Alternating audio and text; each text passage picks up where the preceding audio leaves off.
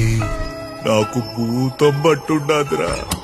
అదిగో నువ్వు మళ్ళీ అర్థం లేని వాడు అవుతురు. అర్థం ఉండాది అర్థం. నీకు అర్థం అయ్యేటట్టు చెప్తాను. సరే చెప్పు. మనకి చిన్నప్పుడు పాఠాల్లో ఫిల్ ఇన్ ద బ్లాంక్స్ అనేటోళ్ళు గుర్తుంటాదా? గుర్తున్నది. అయితే డాష్ పెనుభూతం, గడినింపు అనుమానం, పెనుభూతం. ఆ భూతమే పట్టుంటాదిరా నాకు.